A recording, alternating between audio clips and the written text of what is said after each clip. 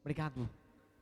Abra sua Bíblia no livro de 1 Crônicas. Eu vou tentar falar para vocês. Gênesis, Êxodo, Levítico, Números, Deuteronômio, Josué, Juízes, Rute, Samuel, Reis, Crônicas.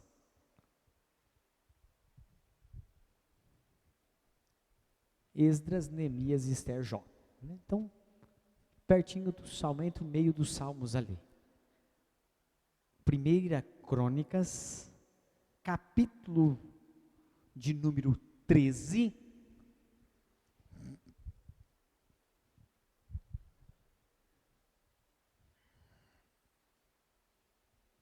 Eu quero ler apenas um versículo, que é o versículo de número 14, meu filho.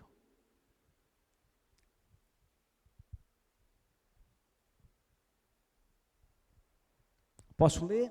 Se você quiser ler comigo no telão, a letra é um pouquinho maior. Mas se você quiser acompanhar na sua Bíblia ou no seu celular, fique à vontade.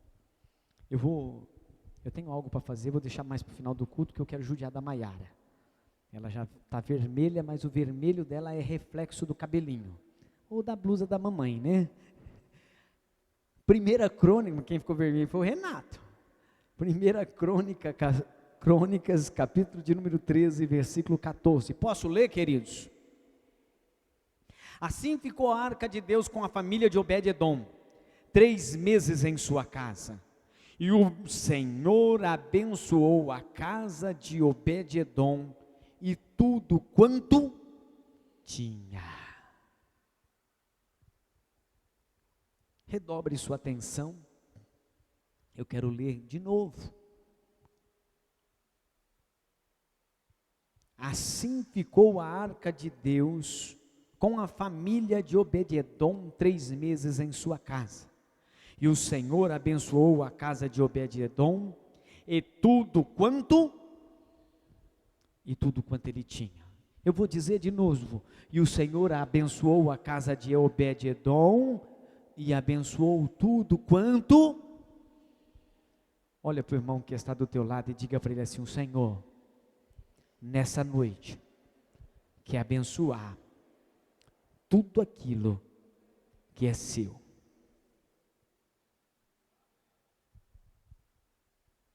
Amados, talvez eu vou fazer um rodeio para tentar entrar nessa ministração,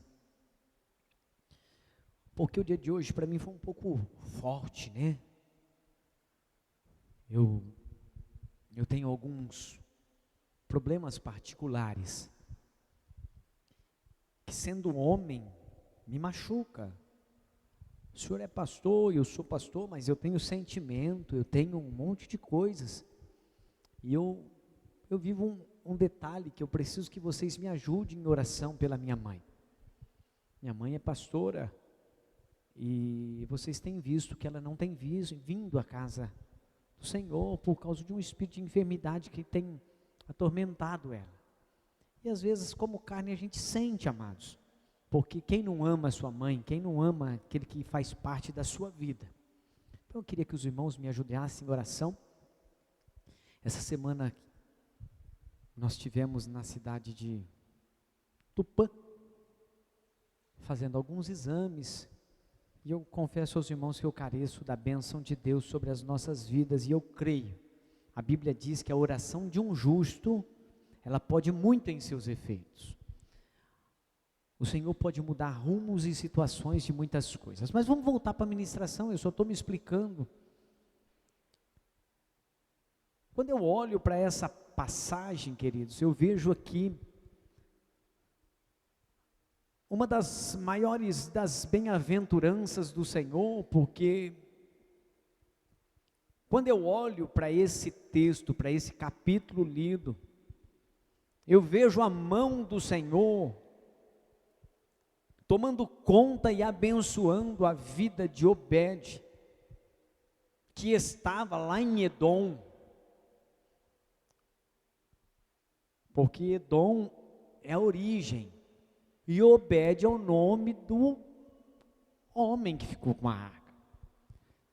Quando o Senhor olha para a casa de Obed, que está lá na cidade de Edom, a Bíblia diz que por um momento, Davi em seu coração, ele coloca que ele tem que resgatar, trazer de volta a arca do Senhor, e diz que ele pega carros de bois, e vai a um lugar determinado para buscar a arca, a famosa arca da aliança, ou Arona Combs.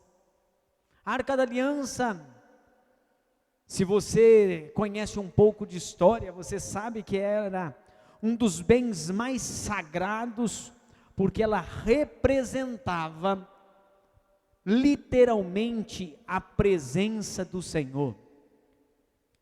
Se você assistir os filmes de Indiana Jones, você vai ver que eles correm muito atrás da arca perdida. E a arca perdida que Indiana Jones procura é a mesma arca da aliança. Essa arca que um dia, a Bíblia diz que um dos sacerdotes permite ela ir para um campo, e diz que quando ela está no campo, diz que houve um barulho enorme. E por que ela estava lá? Porque ela representava a pessoa do próprio Deus. E quando Deus descia no meio dos querubins, que estava acima da tampa do propiciatório, naquela arca, então diz que as bênçãos alcançava todo o povo. E aqui nesse trecho, nesse capítulo, queridos, quando eu olho para essa arca da aliança, que Davi em seu coração, ele coloca que ele tem que trazer de volta a presença para o lugar de origem dela, diz que ele construiu carros de bois, e colocou a arca da aliança em cima. Mas se você conhece um pouco da história, a Bíblia diz que a arca da aliança, ela foi feita e colocada em cada canto dela argola, ou seja, 4 argolas, e nessas argolas colocava-se um varal, onde 4 sacerdotes, um em cada ponta da arca, levantava e carregava ela no seu ombro. A arca da aliança, ela representava o próprio Deus, mas ela foi feita para ser carregada por os sacerdotes, e não por bois. E quando colocaram ela em cima desse carro de boi, a Bíblia relata nessa história que por um momento o boi tropeçou, e quando o boi tropeçou, diz que a arca se balançou, e Uzá, um dos homens que estava perto, quando viu que a arca ia cair, ele com zelo dentro do seu coração, ele foi e tocou na arca. Presta atenção em algo que eu vou dizer para você. Quando Uzá tocou na arca, a Bíblia diz que ele foi fulminado e morreu no mesmo instante. Pastor, mas você acabou de dizer que com o zelo, ele foi segurar a arca e ele morreu. Sim, ele morreu, porque a arca não era feita para ser tocada por qualquer pessoa, só podia tocar na arca da aliança, aquele que literalmente tinha uma unção diferenciada, aquele que tinha nascido para ser sacerdote. Isso, cadê? Aí, Léo, aí eu gostei. Amados, eu amo muito quando falamos de arca da aliança, e o meu coração se alegra demais. Eu já ministrei aqui, todos vocês sabem que a arca da aliança, ela tinha 2 querubins em cima, feito sem emenda, fundido em cima da tampa do propiciatório, e cada querubim desse tinha 32 quilos de ouro. A arca era fundida de ouro batido em cima e dentro. Abaixo do propiciatório, ou seja, na parte de baixo do propiciatório, tinha 613 pedras, representando as 613 leis. Então era algo de extremo zelo, ou seja, era algo que representava a pessoa do Senhor. Ela era feita de madeira de acácia, mas coberta de ouro, porque a madeira de acácia, ela tinha muitos nós. Então, para tampar sua vaidade, ela foi colocada ouro por dentro e por fora, demonstrando a realeza do nosso Deus. O nosso Deus, ele não se apresentava de qualquer maneira, ele se apresentava uma vez por ano, dentro do Santo do Santo, em cima do propiciatório, entre os dois querubins. E a Bíblia diz que quando a arca do Senhor foi tomada pelos filisteus, diz que quando os filisteus levaram ela embora, diz a Bíblia Sagrada que o Senhor feriu toda a nação dos filisteus com hemorroida. Diz que chegou uma praga tão grande naquele lugar, sabe por quê? Porque eles tocaram aonde não podia tocar. Daqui um pouco você vai entender porque eu estou fazendo esse rodeio todo. Eles pegaram aquilo que não podia pegar.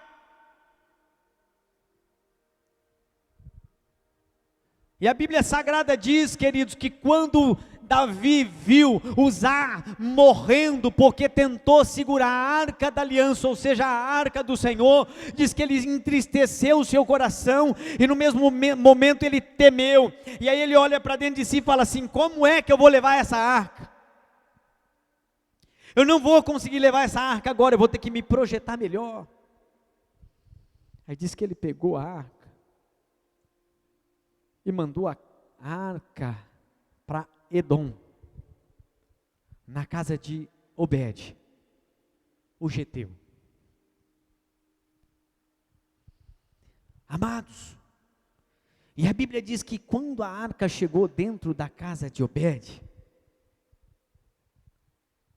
diz que o Senhor abençoou a sua casa e tudo o que ele... Não entendi. Quando eu olho para isso, queridos, eu correndo a história, a minha Bíblia diz que quando o Senhor morreu, diz que o véu do templo se rasgou de alto a baixo, e diz que quando entraram dentro do Santo dos Santos, que era o lugar aonde a arca ficava, já estava vazio. Por quê? Porque o Senhor não estava mais lá.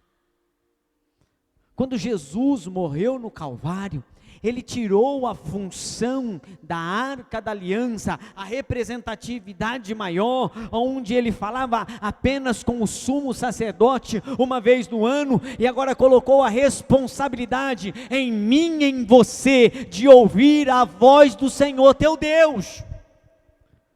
O grande problema, queridos, é que nós como homens, nós queremos as coisas às nossas maneiras, e o Senhor como Deus, nessa noite Ele te trouxe aqui para dizer para você assim: ei, lá no passado, Ele precisava de uma arca coberta de ouro, e entalhada nela, 2 querubins, para o Senhor vir e falar com o povo, mas essa arca era um bem tão precioso, que se nós vendêssemos tudo o que nós temos, nós não conseguiríamos ter ela em nosso meio no dia de hoje, porque como eu disse, cada querubim tinha 32 quilos de ouro, mas o Senhor arrancou tudo isso, colocando o seu Filho na cruz do Calvário, derramando seu suor, o seu sangue lá, para perdoar eu e você, porque antes do sumo sacerdote subir no Santo do Santo para falar e ouvir a voz do Senhor,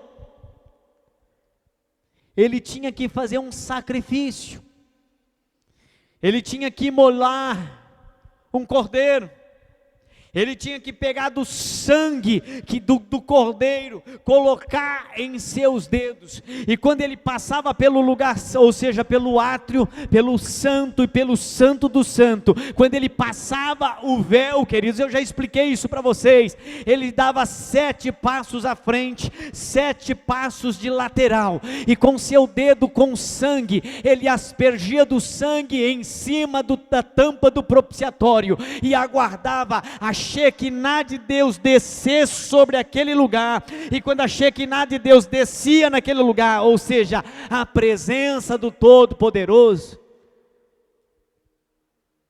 ele sabia que aquela nação, naquele momento, estava livre dos seus pecados.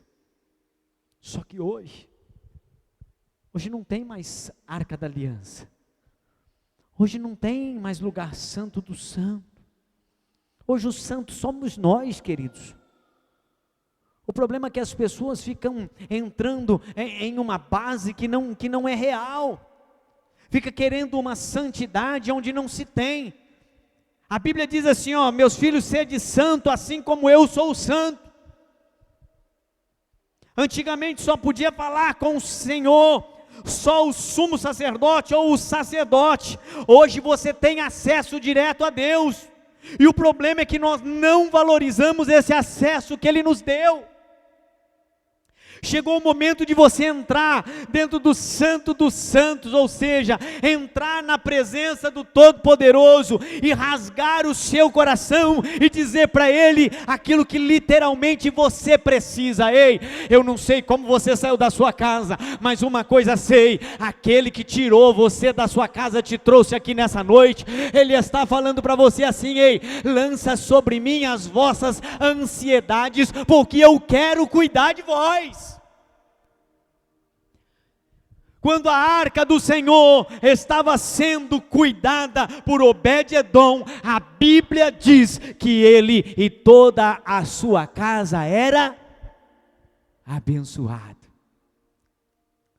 Pastor, e qual é a arca da aliança para os dias de hoje? Hoje, a arca da aliança para os dias de hoje é a palavra do Senhor, como acabamos de ler, ou como eu acabei de dizer para vocês, que está no livro do Salmo, capítulo 119, versículo de número 105, que está escrito assim, ó, lâmpada para os meus pés é a tua palavra, e além de tudo, ela é luz para os meus caminhos. Irmãos, essa semana Deus me usou para falar com algumas pessoas, e eu falando com algumas pessoas,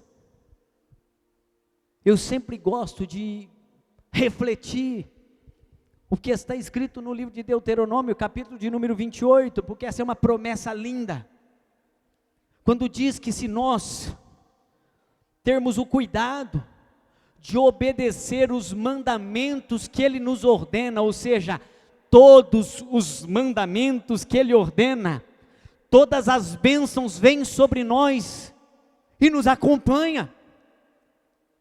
O problema é que nós invertemos o valor e começamos a correr atrás das bênçãos, começamos a correr atrás de algo que tem que vir correr atrás de nós automático. Nós fica parecendo aqueles cachorrinho bravo, que quando você pega no rabinho dele, e você faz assim, ele fica, e fica correndo atrás de algo, queridos, que não tem lógica. Olha para o irmão que está do teu lado e diga para ele, ei, você não precisa correr atrás da bênção, a bênção vai correr atrás de você, se você viver aquilo que Ele proporcionou para você viver. O problema é que nós queremos as bênçãos e nós não fazemos questão de analisar o que está escrito. Mas, meus filhos, buscai primeiramente o reino de Deus e a sua justiça, e as demais? Eu não entendi, e as demais? Então você entende, você conhece a Bíblia, mas conhecer a Bíblia e não aplicar na sua vida não tem valor algum. Ei, queridos, para de correr atrás da bênção, faz a bênção de Deus correr atrás de você. Pastor, mas como a bênção de Deus corre atrás da minha vida? Quando eu estiver acoplado, ou seja, quando eu estiver vivendo o propósito que o Senhor chamou para eu viver. A grande questão da igreja dos dias de hoje, desculpa queridos, mas é só para você entender, que nós achamos que nós vamos na igreja para buscar uma bênção, e a igreja não é lugar de buscar bênção, a igreja não é lugar de buscar bênção, a igreja é lugar de comunhão, e automaticamente porque você vive como igreja, e está em comunhão, porque a Bíblia diz, ó quão bom e quão suave é, que os irmãos vivem em união, aí a bênção de Deus recai sobre a sua vida. Então nunca venha para a igreja para ser abençoado, mas é porque você é abençoado, é que você vem à igreja. Nunca inverta o valor daquilo que o Senhor fez para você, nunca faça barganha com Deus. Pelo contrário, queridos, nessa noite o Senhor me trouxe aqui, e eu quero entrar para a mensagem que Ele está me dando. O Senhor abençoou a casa de Obed-edom, e tudo quanto ele tinha, por quê? Porque ele cuidava da arca. Olha para mim, pode falar para mim mesmo, cuida da arca, fala para mim, cuida da arca. Fala para mim, cuida da arca. E eu vou falar para você, cuida da arca. Porque nessa questão a arca é você. Deus precisava de um caixote para se manifestar. Hoje Ele precisa do seu coração limpo para Ele manifestar. Hoje Ele precisa do seu coração quebrantado para Ele manifestar. Hoje Ele precisa de alguém que tenha fé, mas fé literal. Não porque Ele faz, mas porque Ele é. Porque se Ele fizer, Ele é Deus, e se Ele não fizer, Ele continua sendo Deus. Deus não deixa de ser Deus, porque Ele não fez aquilo que você queria que Ele fizesse. Ou pelo contrário, Ele continua sendo Deus em qualquer situação da sua vida. Eu quero que você comece a analisar a sua vida e comece a analisar a sua casa. Eu quero que você comece a fazer uma reflexão, porque essa noite é noite de Santa Ceia, eu preciso parar para ministrar a ceia e depois fazer ainda uma cerimônia.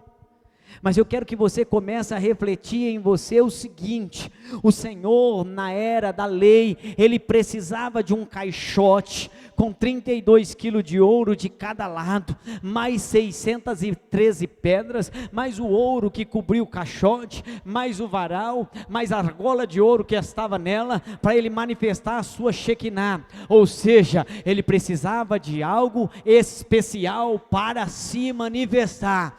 E aí eu olho para você e digo assim: se Ele olhar para a sua vida nessa noite, você está sendo especial ao ponto dele poder se manifestar em você?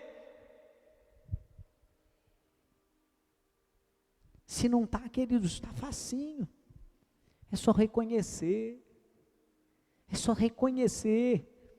o Senhor me trouxe aqui nessa noite para só te dar uma receita.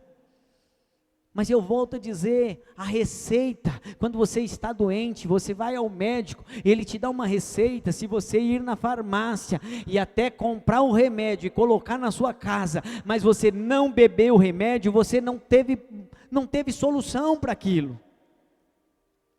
A bênção de Deus vai estar na sua vida. Como ministro do Evangelho, eu quero dizer isso agora e afirmar: quando você alinhar o seu coração ao coração de Deus, você não nasceu por um mero acaso, você nasceu porque o Senhor tem um projeto especial com a sua vida. E até quando você vai levar as coisas à sua maneira? Ei, o Senhor me trouxe aqui nessa noite como profeta dele para dizer para você assim: ei, eu não me esqueci daquilo que eu projetei para você, e aquilo que eu projetei para você, eu sou fiel para cumprir, mas está faltando fidelidade sua para comigo, diz o Senhor.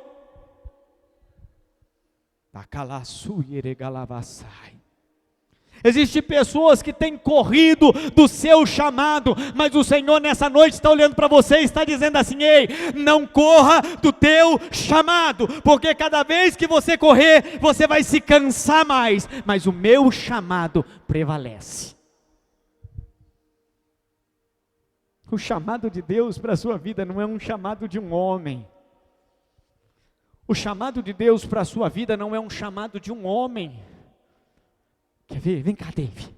Sim, vem cá, vem cá. Você vai passar pertinho de mim. Eu vou chamar o seu nome. Você vai olhar para mim. Mas você vai embora. Vai lá.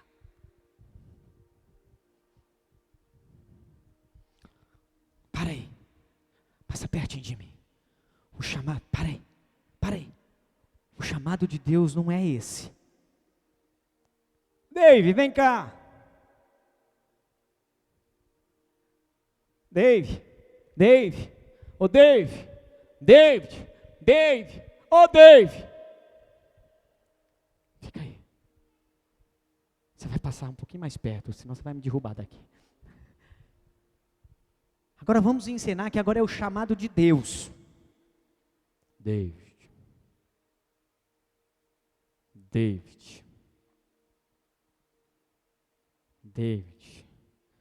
Quando você está pensando que você está passando, ele te pega para o cabelo, para a blusa, para o braço. Só que o pegar do Senhor é um pegar diferente.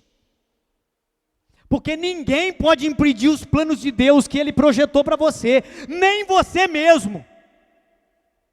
Obrigado, filho. Quando o Senhor chama alguém, Ele chama com responsabilidade. E se Ele chamou, está chamado.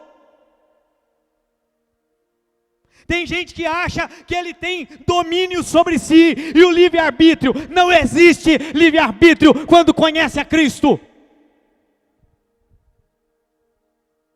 Paulo, em suas prisões, ele diz: eu, Paulo, prisioneiro de Jesus Cristo. Ele entendeu o seu chamado e nunca mais se desviou dele. E existe pessoas aqui dentro sofrendo, porque o Senhor fala comigo nessa noite, porque tem corrido do teu chamado, mas o Senhor nessa noite está dizendo assim: ei, para de correr, eu vou te fazer um exemplo, quer ver? Quando o Senhor chamou Jonas, e deu a ele uma missão, falou: Jonas, vai à grande cidade de Nínive, prega o arrependimento lá. O que Jonas fez, queridos? Vou não. Vou para Tarsis. E a minha Bíblia diz, espera aí, queridos, olha para mim, recobre a sua atenção, porque agora eu vou ser profeta para algumas pessoas aqui. E a minha Bíblia diz que quando Jonas montou e foi para um lugar que o Senhor não havia chamado ele para ir, diz que veio uma grande tempestade. E quando veio a tempestade, diz que os homens que estavam dentro do barco achou que iam morrer todos. Mas tiraram sorte entre si e viram que o problema da tempestade era quem? Quem era? Jonas. Quando tiraram Jonas do barco, o que aconteceu com a tempestade? Fala para mim. Parou. Sabe qual que é o maior problema hoje, queridos? Você está vivendo uma grande tempestade na sua vida, porque você não está vivendo aquilo que o Senhor projetou para você viver. Vai querer ir para o ventre do peixe? Ou vai obedecer a voz do Senhor teu Deus a partir de agora? Vai querer ir para o ventre do peixe? Ou vai começar a obedecer a voz do Senhor teu Deus agora? Mas a Bíblia também diz que quando Jonas estava dentro do ventre do grande peixe, ele orou ao Senhor. E quando ele suplicou ao Senhor e reconheceu que ele estava vivendo o propósito que ele queria e não o propósito que o Senhor havia chamado ele para viver, diz que o grande peixe foi e levou ele para a praia. E lá vomitou. E quando ele acordou em si, diz que a primeira coisa que ele fez foi obedecer à voz do Senhor. Eu faço essa encenação toda para dizer para você assim: e até quando você vai ficar fazendo queda de braço com o Senhor? se menosprezando em teu chamado,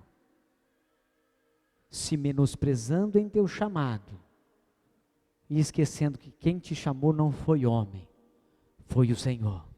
E se Ele te chamou, Ele acredita em você. Você não precisa acreditar na promessa. Só acredite em quem te fez a promessa. Porque se você acredita em quem fez a promessa vai se cumprir. Olha para o irmão que está do teu lado. Olha para ele. Dá só uma piscadinha.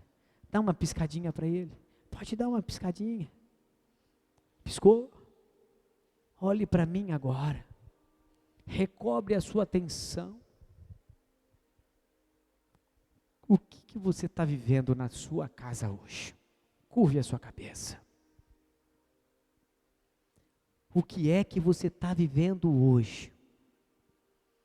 A minha Bíblia diz que quando a arca estava na casa de Obed-edom, diz que o Senhor abençoava ele e todos os seus bens.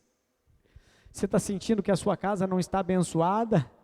É porque você não está com a arca. Chegou a hora de você colocar a arca para o lado de dentro. Ei, chegou a hora de você já colocar Jesus para se manifestar dentro de você. Ele não precisa mais de um caixote para entrar e se manifestar. Ele precisa do seu coração entendido e compreendido que Ele te fez uma promessa. E quando Ele te fez a promessa, a palavra dele não pode cair por terra. Ele tem que cumprir a promessa. E Ele chama algumas pessoas essa noite para viver da promessa.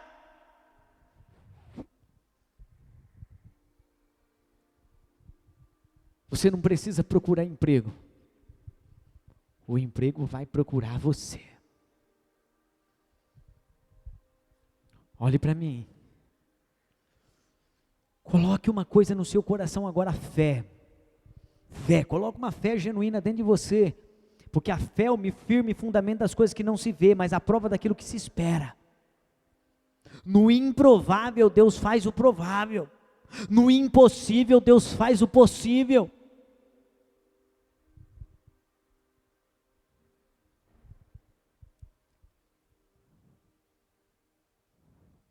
A matéria-prima para o milagre é o quê? O impossível. Tudo que o Senhor quer fazer na sua vida agora é o impossível. Aquilo que você não pode fazer. O Senhor está olhando para você nessa noite e está dizendo assim: você não acredita, mas eu acredito. Você não acredita, mas eu acredito. Você não acredita, mas eu acredito. Tu que leva lá isso e levava a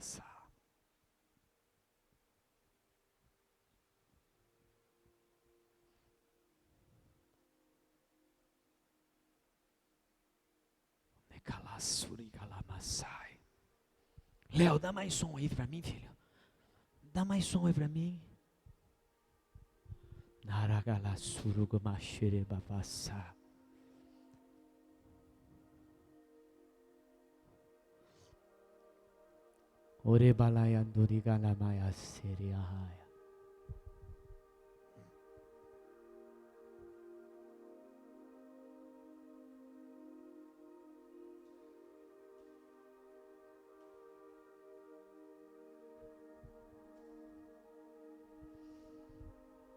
O Senhor está chamando umas pessoas aqui. E eu queria que você respeitasse o distanciamento, mas eu não posso deixar de chamar. Cadê você que recebeu uma promessa do Senhor, mas que entende que está longe dela, mas você precisa voltar a acreditar que ela vai cumprir na sua vida? Eu quero te convidar a vir à frente. Cadê a primeira pessoa que precisa que a promessa do Senhor aconteça na sua vida? Isso. Fica aqui do lado. Cadê você que precisa que a promessa de Deus aconteça na sua vida?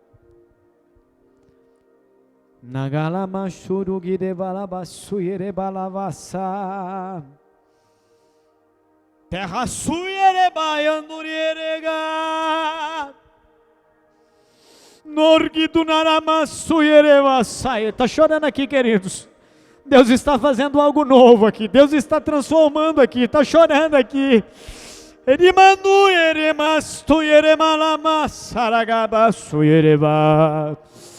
Há uma promessa de Deus nessa casa aqui, nessa noite. Há uma promessa do céu descendo aqui. Ei, o Senhor está chamando pessoas específicas para algo específico dEle.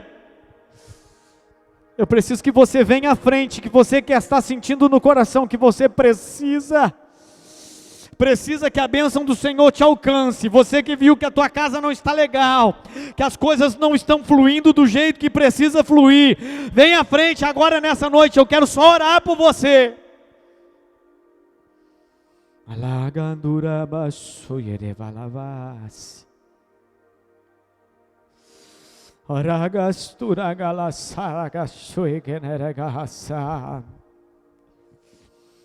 Há uma provisão do céu descendo sobre essa casa.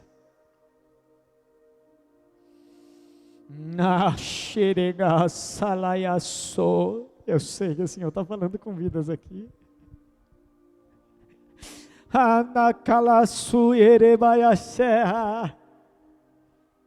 Existe uma pessoa que está na nave da igreja ainda, que o Senhor me mostra divisa, tem divisa na sua vida, mas você está parado, diz o Senhor, e Ele quer que você retome o caminho.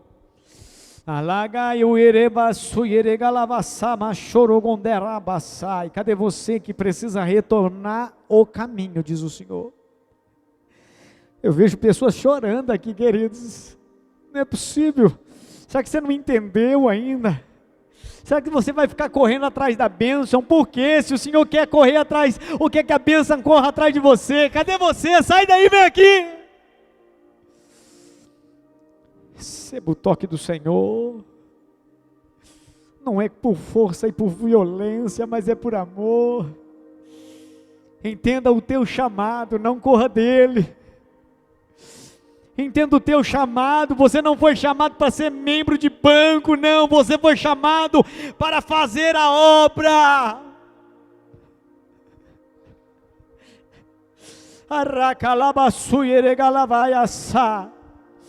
Você foi chamado para fazer a obra, diz o Senhor.